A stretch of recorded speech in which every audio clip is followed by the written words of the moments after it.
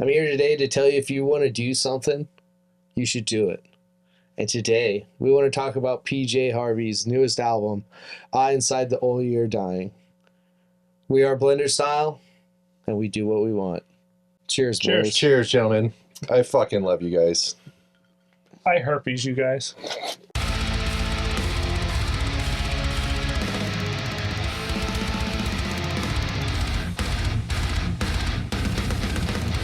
So, I can't say I've always been a PJ Harvey fan.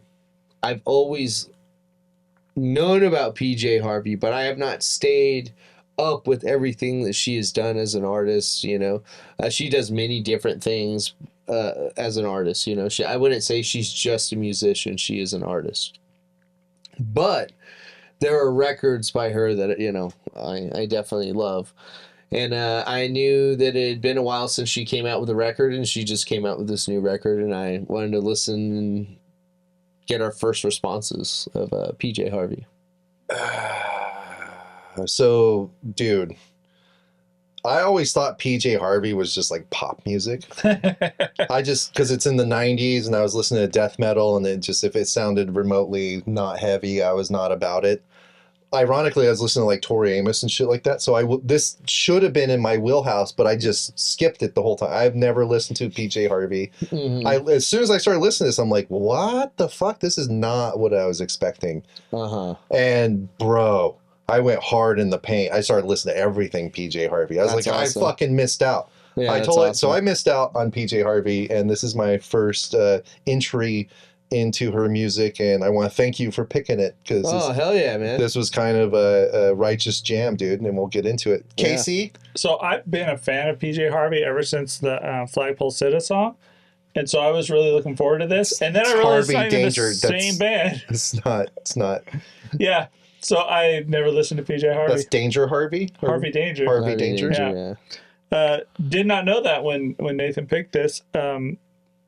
So this is my first foray into PJ Harvey.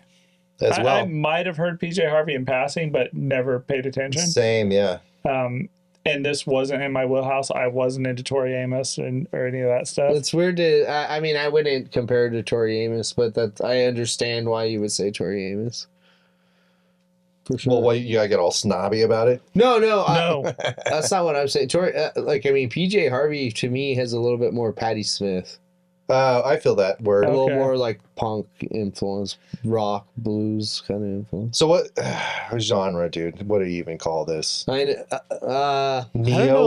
I think is what Wikipedia says. Yeah. I honestly couldn't place this. I had a hard time with this one. You didn't like it? I wouldn't say that I didn't like it. I would say that it's challenging for sure. It's very challenging. So I had a hard time with the Fiona Apple album that we did. Oh, Fetch the Bolt Cutters. And so for me, it's weird. Like that's more accessible than this. Well, so this style of music, I feel like I like Nicole Atkins. I like the Venom Morris album that we reviewed, but I feel like it took me so long to get into those. And this one, I just don't think I gave it enough time. It was so hard, especially with the cycle that we were on. I feel like there were two really good albums with this, and then this was kind of the downer to me. And so it was really hard for me to get into and drill into. Yeah. So it is challenging to get it. And the first song doesn't make it easy. No. Prayer at the Gate. Well, and so I went back and listened to a couple PJ Harvey songs, and the voice that she does in this is what the big turnoff for this. She uses a lot of very abrasive. Well, she tries to not use her PJ Harvey voice. I read an interview, and it makes perfect sense because it's really high in this one as compared to her other albums. She does some falsetto, almost like Bee Gees stuff. There's layered vocals and stuff that are going on as well. Mm-hmm. It's very bizarre music, but it's I really liked it. The first song reminded me of Portishead a little bit. Okay, I've never listened to Portishead. It's hard to describe what the percussion's like. It's almost like wind chime, or it's creaky. It reminds me of a ship creaking. It's very atmospheric. It brings you to it feels like you're somewhere. Yeah. In wherever she's from, that county in England, where they speak this weird dialect of English, which all the lyrics are in. And bro, at first I was like, what is she fucking saying, dude? And maybe that's the thing that bugged me, because I didn't know that until you brought that up. So to me, I was just like, oh, I don't know what's with this pitch and this dialect and this like vocal timing. Like, you remember the very first time you listened to Snot and Lynn's vocals were almost off kilter in time with like where the musical placement should be. Listening to this, I was like, I don't know what's going on. This doesn't make sense to me. And it was so hard to get into. I do know that some of this is somewhat improvised. Okay. Really? And that would make sense. And it doesn't, I mean, it does make sense for her because it was one of the producers is John Parrish, which is a person she's worked with since, you know, like the 90s even, I think. And so I can see how they would maybe, you know, improvise some of this stuff. You know what I mean? Why not, right? I mean, they've been working together for a while. I love how atmospheric it is. I do it like how you like it takes you somewhere. It takes me to like a dream. I love some of the vocal layering that It's like going dreamy, yeah. I do like that. It is, you know, I don't know how much of it is improvised. I just read that some of it is improvised, and I love things like that. It is very like ethereal. Mm-hmm. And it kind of like the more I listen to it, the more I like it. You know what I mean? And I guess it's based on this poem she wrote, this epic poem. It's like multi-paged. It talks about Elvis and Shakespeare.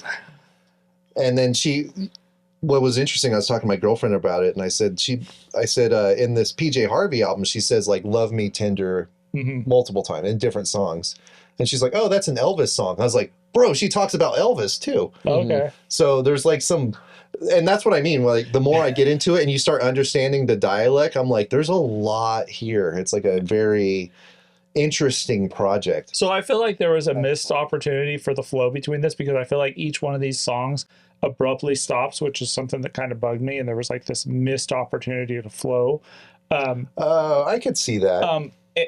And maybe that makes sense if it's based off this multi-page poem where each song is based off of a page or whatever. I think it's like loosely based. Maybe, but I feel like there's just like this there's like this disconnect between tracks on this that kind of bugged me about it. Can I say something real quick? Yeah, Because I wrote it.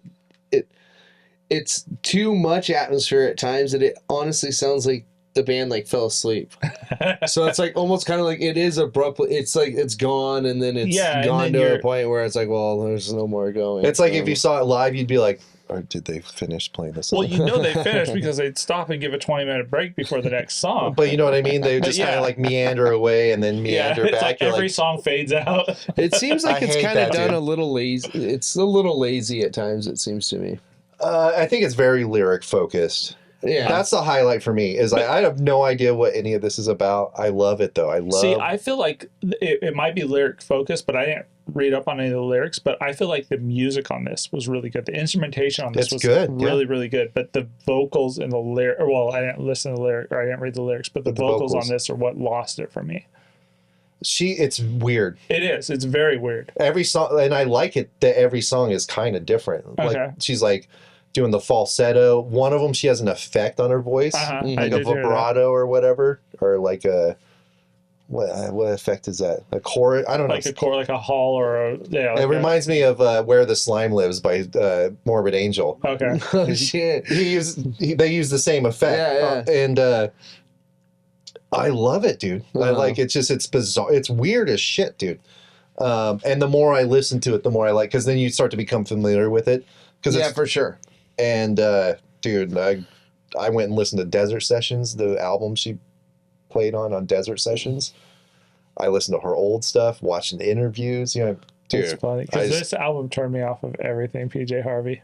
it's Yeah. weird that you and I have a different experience on this, and then we did Marduk, and it's like the opposite. Well, and What's going on? And so this is a weird thing. So like, I on my notes I wrote on this that like when this was playing in the background and I wasn't paying attention to it, it was better to me than when I was really kind of focusing on it. Really? I feel like this falls apart when I try to like analyze it. As a background music going on, it's fairly decent. It's actually pretty good, but I feel like once I try to analyze it, there's this this cohesion's not there.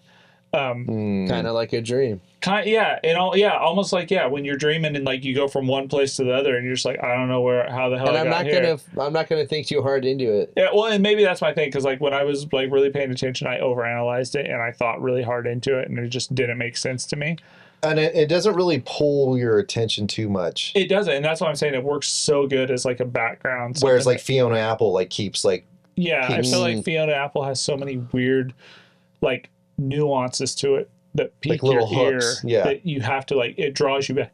Like even if you're not paying attention, it has something that just like snaps you back into the present. Mm-hmm. Where this, like Nathan said, this is like a dream. You could listen to this and daydream and just not even care about it, and it's there. It's kind of nice though. It's weird. I usually don't like music that can, but I did pay attention to it. Okay. And to me, it's better if you focus on it. See, I couldn't get into the focus on it. I think it's rad, dude. I think it's a little bit of both. I think How do you think it compares to other PJ Harvey stuff? You being a fan, I literally just wrote down like it's not what I fell in love with PJ Harvey, but I really like "Rid of Me." It's a great record. It was the first record I really kind of got into. When is that one? Is that early, late? Early. Well, not too early. I would say probably early 2000s, maybe late 90s. I don't know. We're going to have to... When I first discovered her, I was really into her, like her earlier stuff. And then I kind of just... She has quite a few albums, and she's pretty active. So I haven't kept up with everything. So, but no, like it's not like the PJ Harvey that I kind of fell in love with. I kind of liked a little bit more like... It's more accessible, punkier, like more radical, more like Nick Cave, adjacent. Yeah. And her duet with him, or whatever you want to call it, is obviously like one of the best of all times. Really, I would agree. I would agree. I would agree with myself for sure. So if you really, you really got into this one, Matt, like, I mean, I'm interested. Like, what did you rate it? Dude, I give it. Let me look at my notes. I give it a 4.2 out of 5. Wow. Awesome. I'm going to keep listening to this. For sure. I feel like this is one I'm going to come back to. My rating will probably go up. My favorite thing about doing Blenderstyle is music discovery. Like we did Morrissey. We've done a lot of bands I would otherwise not get into. And this would have just went by my radar. Or if I listened... As a pop artist. Yeah, or I would have listened to it once and got through like half the first song and be like, this isn't for me, and just kind of missed out. So the fact that I was able to go through this, I just love doing this shit with you guys. This is one of those highlight discoveries for me, and I'm going to like, when we're looking back at our history of doing the show, this is going to be one I'm like, dude, You'd be like, I'm glad I discovered that made it all worth it in the long run. Matt all trying to fucking make us cry over PJ Harvey and shit. I'm going to wear a PJ Harvey shirt. Casey, your first foray as well into PJ Harvey. Your rating, sir? I gave it a 3.4. I got to give it for what it is. Respect. I don't like it, but I understand where it's from. And I feel like with more time, I might end up where you're at with it, maybe a deeper dive. I kind of went back and listened to a couple older PJ Harvey songs, and I feel like I like them better. The big downfall for me with this was just it didn't feel cohesive enough, and that higher register that she sings in through this whole thing just annoyed the crap out of me. You like Orbs? I do, but I feel like Orbs is raw for the sake of he can't sing any better than that. Where we know PJ Harvey could do better than this. Okay. Really? Fair You feel like that? That's crazy. Yeah. So I mean that's just where I'm at. I feel like maybe with more time this will grow on me, but as of right now, 3.4, I'll give it credit for what it is, but to me, it's just not something I would probably go back to. What about you, Nathan? This is a 4.0, man. I think it's a really great record. I feel it is cohesive in the sense of that it is random. It's cohesively random, which I know that this makes no sense.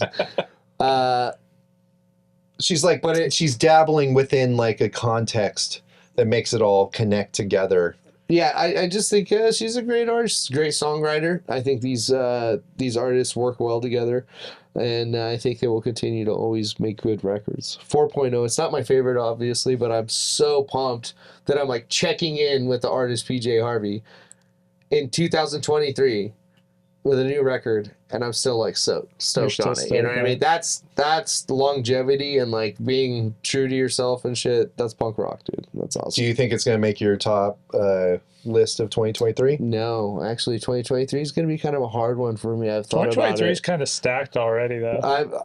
Dude, if you want to find out, subscribe. We are Blenderstyle. That was the newest by PJ Harvey. Thank you. Like and subscribe. Thanks, guys. Thanks, guys. I spit into the can.